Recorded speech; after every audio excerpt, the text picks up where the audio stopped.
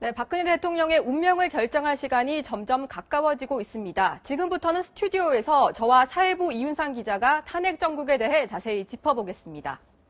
네, 앞서 보신 것처럼 오늘 박근혜 대통령 취임 4주년이었는데요. 노은지 기자 청와대를 출입하고 있는데 네. 오늘 청와대 분위기 어땠습니까?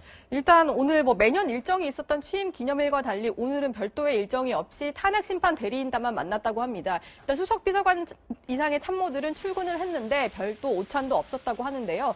최근에 대통령이 어떤 상태인지는 대통령 대리인단인 김평우 변호사의 이 발언을 들어보시면 알 수 있는데 우선 한번 들어보시죠.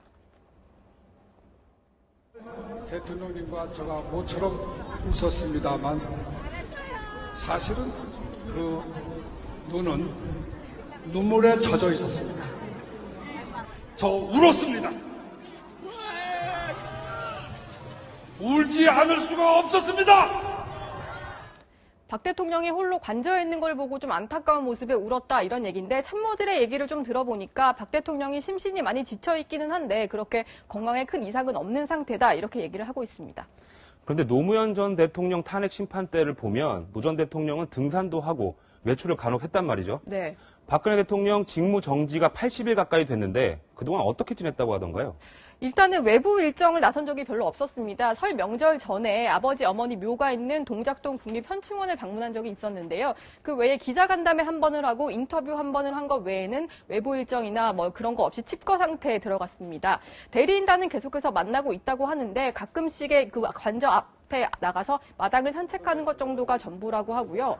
그리고 또 박 대통령도 박 대통령이지만 직원들의 분위기가 상당히 침울하다고 하는데 원소속 부처에 그 복귀를 한 경우도 있고 지금 복귀를 준비하고 있는 상태여서 상당히 싱숭생숭하다고 합니다. 그리고 몸과 마음이 많이 지쳤다 보니까 대상포진이 유행을 하기도 했다고 하고요. 술자리도 많이 줄었다 이렇게 얘기를 하고 있습니다. 그런데 이윤상 기자 제가 궁금한 게 하나 있는데요. 탄핵 심판 지금 이제 이정미 헌법재판소장 대리 권한대행이 곧 퇴임을 하니까 거기에 맞춰서 좀 속도를 내는 거 아니냐 이게 박 대통령 측의 좀 불만인데 그래도 이제 헌재 입장에서는 월요일 27일에 꼭 결론을 내겠다 이런 입장인 거죠? 네, 맞습니다. 헌법재판소의 입장은 단호합니다.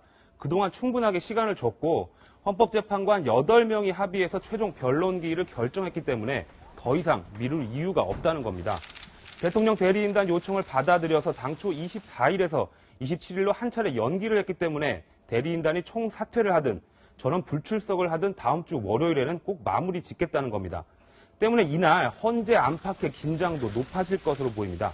그런데 여기서 한 가지 아직 결론 나지 않은 게 있습니다. 네. 박근혜 대통령 끝까지 헌재에 나오지 않겠다는 겁니까?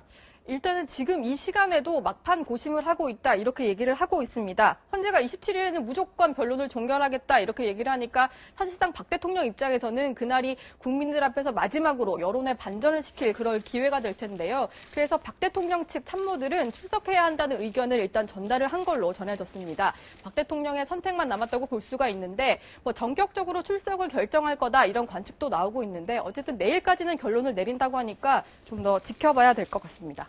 지금 재판 속도로 보면 3월 9일이나 10일 탄핵 심판 최종 결론이 날 가능성이 높아 보입니다. 네. 여기 보시는 것처럼 인용이 될 경우에 곧바로 대통령 권한직을 잃게 되고 기각이 될 경우에는 그 즉시 대통령직으로 복권이 됩니다. 네. 청와대가 이 부분에 대해서도 대비를 하고 있는 겁니까? 일단은 여러 가지 시나리오를 상정하고 준비를 하고 있는 것으로 알려졌는데 먼저 이제 기각이 될 경우에 바로 이제 업무에 복귀를 하게 되니까 대국민 메시지를 준비했다가 바로 발표를 한다든지 아니면 수석 비서관 회의를 주재해서 자연스럽게 메시지가 나올 가능성이 있고요. 일단 인용을 하게 되면은 바로 이제 파면이 되는 건데 삼성동 사저로 곧바로 돌아갈지 아니면 청와대에 조금 더 머물면서 준비할 시간을 가질지 이건 사실 헌정사상 처음 있는 일이기 때문에 섣불리 예상하기는 좀 힘들 것 같습니다. 이윤상 기자 그리고 제가 하나 궁금한 게 있는데 특검 연장이 만약에 안 된다면 수사기간이 이대로 끝나게 될 텐데 그렇게 되면 남은 수사는 검찰이 다시 가져가게 되는 건가요? 네, 일단 특검법에는 수사를 완료하지 못한 부분은 관할 지방검찰청장에게 사건을 이첩하도록 돼 있습니다. 여기서 관할 지방검찰청장은 서울중앙지검장을 얘기하는 건데요.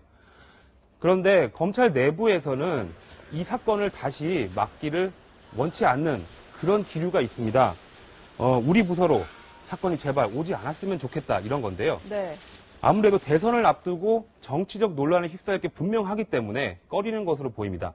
검찰 고위 관계자 중에는 차라리 특검 수사기간이 연장이 돼서 특검이 수사를 마무리했으면 좋겠다라고 말하는 경우도 있었습니다. 네, 그렇군요. 오늘도 서울 도심에서는 격렬한 탄핵 찬반 집회가 벌어졌는데요. 헌재의 판단을 남겨둔 2주간 또 어떤 초유의 일이 벌어질지 우려스럽기도 합니다. 지금까지 탄핵 전국 소식 전해드렸습니다.